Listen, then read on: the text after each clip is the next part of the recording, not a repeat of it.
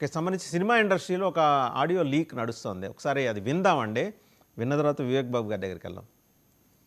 ఒక audio leak.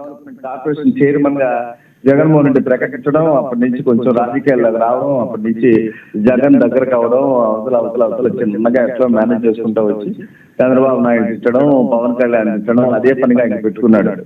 ఎట్లా పోనీ ఏదో ఒక పదవి వచ్చిందని ఉద్దేశంతో చాలా మంది ఇచ్చేస్తే గట్టిగా బతిమలాడితే అప్పుడు ఏదో భారత కరోనా అప్పుడు కూడా చాలా హెల్ప్ చేశారు. కరోనా అప్పుడు కూడా రమ్మన్నారు. కరోనా సంబంధించింది కూడా బాగలేకపోతే ఇంట్లో కూడా ఏదో పరకలు ఇచ్చాడంట, వచ్చి ఫోన్ చేశాడు. ఆ అభిమానం అతనికి ఎక్కువైపోయింది తెలుసా.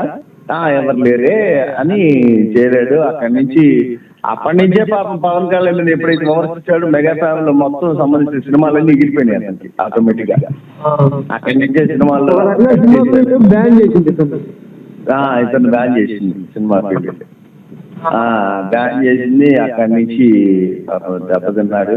కొంచెం తర్వాత మళ్ళీ ఎలక్షన్ లో జగన్ గారు ఓడిపోయిన తర్వాత చాలా తప్పుగా ఉన్నాడు. సెప్టెంబర్ లో ఏమో మళ్ళీ బయటకు వచ్చాడు. ఒకసారి బయటకు వచ్చి మళ్ళీ మాట్లాడడం మొదలు పెట్టిన తర్వాత మళ్ళీ పాపం ఏదో కొన్ని ఏదో. సో అది వివేక్ బాబు గారు చూశారు కదా, ఒక ఇద్దరు ప్రొడ్యూసర్స్ మాట్లాడుకున్నారు. అందులో ఒక డైరెక్టర్ ప్రొడ్యూసర్, ఒక ఆయన ప్రొడ్యూసర్. వాళ్ళు అంటే ఇండస్ట్రీలో విపరీతంగా మాట్లాడుకుంటున్నారు. పోసాని కృష్ణమురళికి ఒక అనివార్యత వల్ల ఆయన జగన్మోహన్ రెడ్డి స్టాండ్ తీసుకోవాల్సి వచ్చింది అనేది వాళ్ళ సారాంశం. సినిమాలు ఎగిరిపోయినాయని కూడా చెప్పారు వాళ్ళు. వాసు గారు, ముందుగా మీకు, ప్యానల్ సభ్యులకి, అలాగే 99 వీక్షకులకి గుడ్ మార్నింగ్. మాట్లాడుకోవడంలో తప్పేముంది? ఇప్పుడు అతను తప్పుడు మాటలు మాట్లాడాడు. సో ఎవరైనా ఆఫ్ ద రికార్డ్ మాట్లాడుకుంటాం, మేము ఆన్ ద రికార్డ్ మాట్లాడతాము. తప్పుడు మాటలు మాట్లాడినాడు. ఆ విధానాలు తప్పు అనేది మొదటి నుంచి చెప్తున్నాం. సో మేము 2022లో అతను మాట్లాడిన తప్పుడు మాటలకు సంబంధించినవి లైక్ తూర్పుగోదావరి జిల్లాలో, రాష్ట్రంలో దాదాపు అన్ని నియోజకవర్గాల్లో మేము వివిధ పోలీస్ స్టేషన్కి వెళ్ళినప్పుడు అసలు కంప్లైంట్లు తీసుకోలేదు.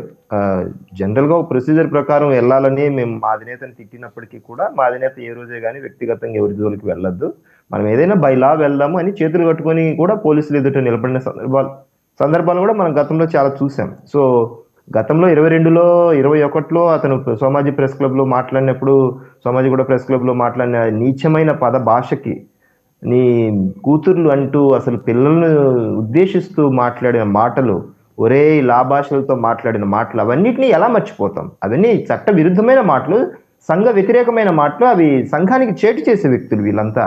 ఈయన నా సిల్వర్ జూబ్లీ ఒక ఇంటర్వ్యూ ఎప్పుడో చూశాను గతంలో, అంటే ఈ వ్యాఖ్యలకు ముందు. అప్పుడు అతని మీద మంచి ఇంప్రెషన్ ఉండేది. అంటే చాలా మంచి సిల్వర్ జూబ్లీ హిట్స్ ఇచ్చాడు, అంత కష్టపడి రచయితగా నేను అతను ఎదిగిన తీరు, ఇంటి బయట కాపలా కుక్కలాగా నాకు అన్నం కూడా రాశారండి. చిరంజీవి గారికి 4-5 సినిమాలు రాశాడు ఆయన, హిట్ సినిమాలు. అదే నేను అతను చాలా సిల్వర్ జూబ్లీ హిట్స్ ఇచ్చాను, అలాంటి రచయితల దగ్గర పనిచేశాను, నాకు అన్నం కూడా పెట్టేవాళ్ళు కాదు, అదైనా సినిమా ఇండస్ట్రీలో తప్పదు, మనం మళ్ళీ వెనక్కి వెళ్ళలేము, అంత నేను కష్టపడి పైకి వచ్చాను అన్నప్పుడు అవును నిజమేలే, చాలా అద్భుతమైన మంచి మాటల పనితీరు కూడా ఉంది సినిమాలలో అని ఒక ఇంప్రెషన్ ఉండేది. ఆ ఇంప్రెషన్ ఆ రచయితగా అతని వ్యక్తిత్వానికి సరిపోయేటట్టు ప్రజారాజ్యంలో కూడా మాట్లాడినప్పుడు, నేను చిరంజీవి గారి దగ్గర ఆయన ఉన్నతమైన ఆశయాలతో వస్తున్నప్పుడు కూడా అవును నిజమే, ఒక మంచి ఉద్దేశంతో వస్తున్నాడు అనే ఒక ఆలోచన, అభిప్రాయం ఉండేది. ఎప్పుడైతే నిజంగా తన మెంటల్ కృష్ణ అనే సినిమా తీయడం వల్ల తనకి ఏమన్నా ఎక్కిందో ఏమో తెలియదు, కానీ ఆ సినిమా నుంచి అతను పూర్తిగా మారిపోయాడు. అంటే సమాజానికి పనికొచ్చే ఒక రచయిత, మంచి మాటలతో, మంచి ఆలోచనలతో సమాజాన్ని ప్రేరేపించి వ్యక్తి, ఉన్నత భావజాలంతో కలిగిన మాటలు రాసిన వ్యక్తి అలాంటి పద సంబోధన చేయడం అనేది అంటే అర్థం కాని వ్యక్తులకు కూడా, అంటే పద సంబోధన అర్థం కాని వ్యక్తులకు కూడా అతను మాట్లాడిన మాటలు అంత హేయంగా అనిపించాయి. ఆ రోజు ప్రెస్ క్లబ్ కావచ్చు, తదనంతరం తర్వాత ఆంధ్రకు సంబంధించిన విషయాల రాజకీయాలకు కేవలం అతను ఎఫ్డీసీ చైర్మన్ గా ఉన్నాడు. ఎఫ్డీసీ చైర్మన్ గా ఉండి చైర్లో కూర్చొని ఏం ఎఫ్డీసీ గురించి మాట్లాడాడు? ఎప్పుడు ప్రెస్ మీట్ పెట్టినా ఒరే పవన్ కళ్యాణ్ అని మాట్లాడడం, ఒరే నీ కథ చూస్తాను రా అని లాభాషలు దాభాషలు ఏంటా?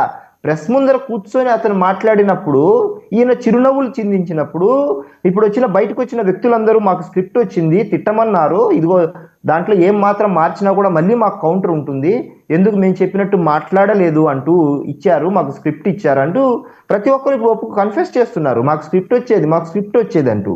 సో ఇదంతా ఏంటి అంటే తిట్టించడానికి ప్రెస్ మీట్లు పెట్టారు, ఒక వ్యక్తులను తిట్టించడానికి ప్రెస్ మీట్లు పెట్టి ఆనందాన్ని పొందారు. విషయం మాట్లాడలేదు గత 5 ఏళ్లలో ఏ రోజే. కానీ ఇది తేటతెల్లం అవుతోంది. ఏ వ్యక్తిని కదిపినా, అరెస్ట్ అయిన ఏ వ్యక్తిని కదిపినా మా